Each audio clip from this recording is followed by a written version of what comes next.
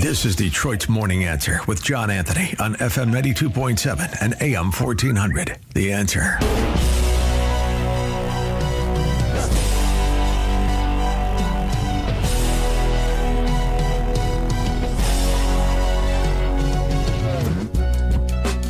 Good morning, Detroit. Detroit's Morning Answer with John Anthony.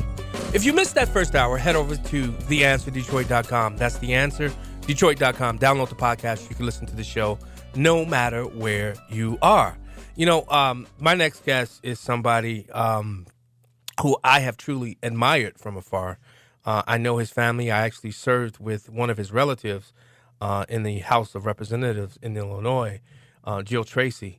Don Tracy, he spent nearly 50 years serving Illinois. He's an attorney, a business leader, and a lifelong advocate for small businesses and working families. His family founded Dot Foods, a company that began in a small town in west central Illinois and grew into the largest food redistribution business in North America. It's a true American success story built on faith, grit, and service. He's been the chairman of the Illinois Republican Party and the Abraham Lincoln Association.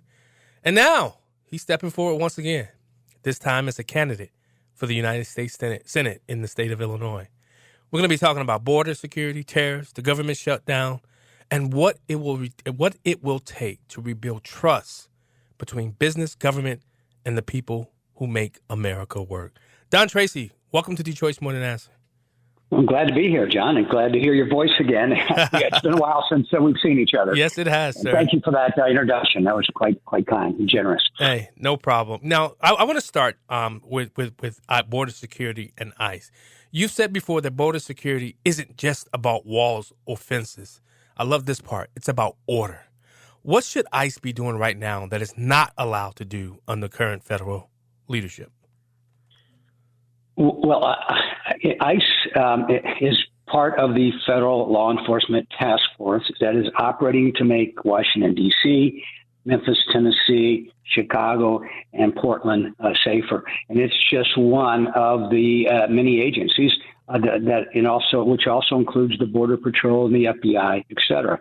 Public safety is really important. Without public safety, it's really hard to build a business like, my dad did when he started with nothing in 1960. And I was, one of his first employee at age 10 in the warehouse. And, the American dream is still alive and well, but it is in jeopardy because of Democrats who don't seem to care about public safety, who favor open borders, who promote welfare dependency over self-sufficiency and pursuing the American dream, and big government packages. So without a secure border, I don't know how you really have a nation. I think somebody once said that a nation can survive an open border, and a nation can survive a generous welfare policies and benefits, but not both at the same time. That is so true. When you think about Illinois cities like Chicago, they're feeling the impact of the border crisis firsthand. What do you say to mayors, though, who claim they're overwhelmed while still supporting sanctuary policies? Well, look at Memphis. I practiced. First, I was a salesman for a family business down there for a while, and then I went to law school there, and then I practiced law down there. So I was in and out of Memphis in the 70s for almost 10 years. The mayor of Memphis was not that excited about having the National Guard come in and the other many federal agencies, but things are going very well in Memphis because they're cooperating, and they've taken advantage of the extra federal resources. Memphis is very similar to Chicago in many ways. It is the murder capital of the United States per capita because, there's just more murders per population, per individual, whereas Chicago is the murder capital of the U.S. in terms of overall numbers. Memphis is also down 600 officers, and I forget what percent of its police force is, but it's pretty significant. I think 25%, something like that. Wow. Chicago is down, I think, 2,000 police officers. Both cities need help. Memphis has accepted that help. The governor has accepted the National Guard and authorized it in Memphis, and they're making progress. They made I think over 1,500 arrests. They have seized lots of firearms there. They have also found a lot of missing children, John. That's Yes. there were thousands of children that came across the open Biden border that have not been accounted for, and some of them are unfortunately probably engaged in who knows what, sex trafficking, that sort of thing. And they found, I think, over 80 missing children in Memphis alone. Wow. So, I mean, Memphis shows that if you have responsible leaders that when they're offered federal assistance, decide to sit down and work with and cooperate, good things can happen. You can have a safer city. Yeah. And in Chicago, just the opposite happened. You have the Mayor Johnson and you have Governor Pritzker. They're like leading the resistance. They're calling federal law enforcement thugs and Gestapo, and they're like, it seems like they're inciting resistance to arrest and assaults on law enforcement officers. It's ridiculous. Why can't they just talk? Is Pritzker afraid to negotiate? With President Trump? If he is, why is he running for president? Because he'll have to negotiate with people like Putin and Xi and Hamas. Yep. And if he's afraid to negotiate with our duly elected president, how is he going to negotiate with the truly evil leaders around the world? That is so true. I'm gonna switch to your business acumen. You helped grow Dot Foods from a family-run operation into a multi-billion-dollar enterprise. I mean, employing thousands. What did that journey teach you about what government should and shouldn't do for business? Well, first of all, I want to give my brothers credit. My dad started the business, and it was a nice, good-sized business, maybe 50 employees or so. And it was my brothers who really, and I have 11 brothers and sisters, I'm the oldest of 12. My name is Don Tracy. I like to remind people it's not Dick Tracy, because Dick Tracy is my youngest brother, believe it or not. But all six of my brothers worked their entire career at Dot. I've actually worked at Dot since I was 10, in the warehouse first, and then I drove a truck, and then through college as a salesman and law school as a salesman. And then I've been a lawyer for Dot Foods, the main lawyer for most of the last few decades, but since 1976. What it taught me is that even though something starts out small, on a shoestring, if you're willing to put the work into it, you can experience the American dream. Yeah. I have experienced it. My entire family has experienced it. There's now like 40, almost 50 in the next generation, and they've married, so they're like 75, and then they've produced another 50. So there's like 150 of us all experiencing the American dream. And then our employees, as you say, we have thousands of employees, and they are experiencing the American dream. But and it's not rocket science. I mean, I know there's a lot of people made a lot of money recently in Silicon Valley, and with startups involving rockets like Elon Musk and all that. We just haul groceries and deliver them on time. So nothing, it's not a high tech business, but it's been a business that we have all worked hard. We didn't rely on welfare. We just got out there and we worked hard. Yeah. And you can still do that and succeed in America. Yeah. Now, Don, tariffs on the President Trump have been both praised and criticized, depending on who you are. From your vantage point in the food distribution and logistics, do you believe tariffs help protect the American industry, or do they place a strain on supply chains? John, I think the jury is out on that.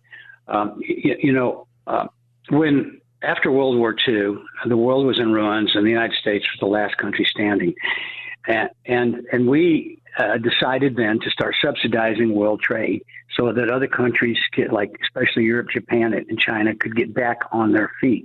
And that was the right decision to do. And we did it through programs like the Marshall Plan. But 75, 80 years later, we don't need to be subsidizing China. We don't need to be subsidizing even Europe. So I think what President Trump is trying to do with tariffs is to level the playing field in world trade so that it's a little more fair to the United States, and so we're not doing so much subsidizing. Whether the tariffs are going to work long term, I just don't know. But in spite of all the doomsday predictions, it appears that the economy is handling the tariffs without a lot the inflation everybody predicted, or not everybody, but the doomsdayers, and it also has brought some jobs back. I have a friend who has a small manufacturing company, and he's already picked up one project that used to go to China. And he's bidding on a couple others, but for the tariffs, he wouldn't have that opportunity. I met with the leader of a coalition of, I think, 1,500 manufacturers, and they think the tariffs. They've been advocating for tariffs to bring jobs back, and they think they're working. So, but I think it's too early to tell. But a year from now, we should have a better a view of it. I just like the fact that the president is trying to make world trade more fair for the United States and bring jobs back to America. I mean, when you think about it, if he hadn't employed that tariff, some of the monies that was raised through those tariffs wouldn't have been able to pay for the military. And I mean, he's used some of that money to pay for SNAP benefits during this government shutdown. And that's where I want to pivot to. Washington is locked in another government shutdown. If you were I know you're running for Senate in the state of Illinois. If you were a sitting U.S. Senator today, what would you be saying publicly to get this to the finish line, to open back up the government? I would say, Senator Schumer, stop abusing the filibuster. Stop using the filibuster to shut down the federal government. And that's what it is. I'm not sure people understand that a majority in the U.S. House and a majority in the U.S. Senate don't want the government shut down. And a majority of U.S. senators would vote to reopen the government if Schumer stopped his Democrat filibuster. It's the filibuster because it takes 60 votes to end a filibuster. Right. So that's the whole reason this is shut down, is because the Democrats are abusing the filibuster. I don't know that that's ever happened. It's relative to a clean funding resolution. I mean, this is just CRs, clean resolutions, have been have been used. They were used 14 times in the Biden administration to keep things going. And in some cases, the party in power will put some things in there, and they'll try to do some policy issues. So it's not a clean resolution. But this is not that case. The Republicans aren't playing any games here. They just did a clean resolution saying, "Hey, our funding, the government funding authority has expired, so let's just continue it while we continue to work on the budget and the appropriations." But the Democrats are trying to use this need to continue the government as leverage, the political leverage. It's a political power game, and it's an abuse of the filibuster. And as a result of that, some Republicans, including the president, are calling for the end of the filibuster, because if Republicans wanted to, they could just exercise the nuclear option and eliminate the filibuster, and then the government would reopen and we wouldn't have to deal with things like this. But John, I don't think that's a good thing long term. Right. The filibuster long term provides for a more stable government. Without it, if it's just the majority in the House and in the Senate, we're going to have yo-yo governments. Every time there's a change in administration and power, the policy will go from, say, far left to far right, or far right to far left. So what you're saying, Don, is an important tool of a stable government. So what you're saying is the Democrats are abusing. What you're saying is we'll have 15 U.S. Supreme Court justices should that happen with the Democrats. If somehow the American people give them the power, we'll have 15 Supreme Court justices, right? That's right. And Puerto Rico and Washington, D.C. as new states, all kinds of terrible stuff like that. And they could eradicate, we don't have a photo voter ID in Illinois, we should, but a lot of red states do. And they could, without the filibuster, the Democrats could eradicate voter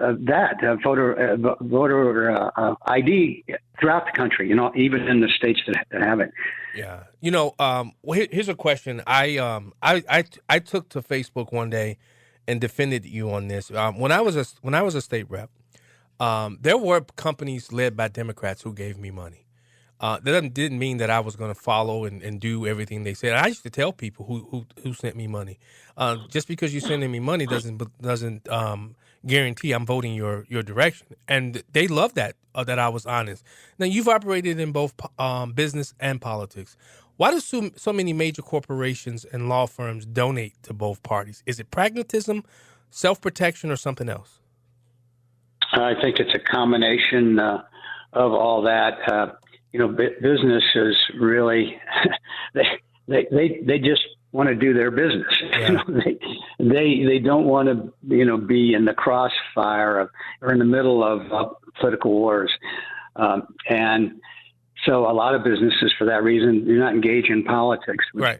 I think is a mistake, because a lot of Republicans are that way. Democrats tend to be all in on politics, and that's because they and their special interest allies, they feed off the government, and they feed off the government benefits more than most. Whereas Republicans just want to be left alone by government to raise their families and to do their jobs. But what I tell Republicans is if the Democrats gain power, they're not going to leave you. The government's not going to leave you alone. Yeah. You got to be engaged to some extent, and so I think that is probably what motivates most businesses is Yeah. they participate enough so that they're not targeted. But by giving to both sides, I guess that that's a way of being neutral, Yeah. but still being somewhat engaged. I suppose. Yeah. Well, and also it depends, John, on how involved they are with the government. Yeah. Yep. Fortunately, our family business is not that involved with the government. But if you're a regulated business, then you almost have to be. But sometimes you can cross the line there, as ComEd did, and Yep. got indicted, had to pay $200 million, and then in that investigation resulted in House Speaker Michael Madigan going to jail. Yeah, that's true. Now, here's a question. After decades of leadership in business and public service, why is now the moment you decided to run for the U.S. Senate in Illinois? Well, we haven't won statewide. By we, I mean Illinois Republicans since 2014, when Rauner and Topeka both won, and we haven't won a U.S. Senate seat since 2010 when Mark Kirk won. And with Senator Durbin retiring, that means this is an open seat, which is presents an opportunity for an Illinois Republican to win that statewide, and we don't have a lot of people that have the experience that I have. I've run statewide before for a lieutenant governor in 2010. I was the statewide chairman of the Illinois Republican Party for 3.5 years. So I have a little name recognition, not as much as I need, but I know people all over the state. So we need to win that seat. There's 8 offices that are held, statewide in Illinois. The 2 U.S. senators and then 6 on the state side, from the governor on down, the treasurer and comptroller, and all 8 are held by Democrats. Yep. And we need, if we're going to make Illinois a 2-party state again, we need to start winning statewide again. We need to win one of those offices. So this is, I think, a really good opportunity to win one of the statewide offices for an Illinois Republican. And John, I think I'm the best person to do it. Finish this sentence. If Don Tracy is elected to the United States Senate, Illinois will finally have a senator who. Finish the sentence. Who will work to bring common sense solutions to the many issues of the day, who will work to reduce the cost of living for all Illinoisans, especially working families, and who will represent all of Illinois, not just Chicago. Now, why do I say the latter? Well, of those 8 public office holders, all Democrats, 7 are Chicago or Cook County Democrats. The only one who is not is Dick Durbin, but he's retiring. Yeah. The 3 leading opponents on the other side are all Chicago or Cook County Democrats. So if I don't win this seat, then it'll be all 8 will be from Chicago or Cook County. And Chicago and Cook County are great places. I love going up there. And I spent a lot of time, particularly in Chicago. But the other 101 counties deserve representation as well. So that's why I say I'll be running to represent all of Illinois, not just Chicago. Don Tracy, where can people find you? Do you have a campaign website? Are you on social media? TracyForIllinois.com. I'm sorry, you broke up. You broke up, Don. Yeah, DonTracyForIllinois.com. What about social media? We have social media as well, and the same thing, Don Tracy for Illinois. Well, Don Tracy, thank you so much for coming on with us on Detroit's Morning Answer. Now that the ballots have been, your petitions have been turned in, I look forward to having you on Black and White Radio as well. Thanks for all your good work. All right, and tell Kathleen I said hi and thanks. Will do. All Will right. do, John. Detroit's Morning Answer. We'll be right back.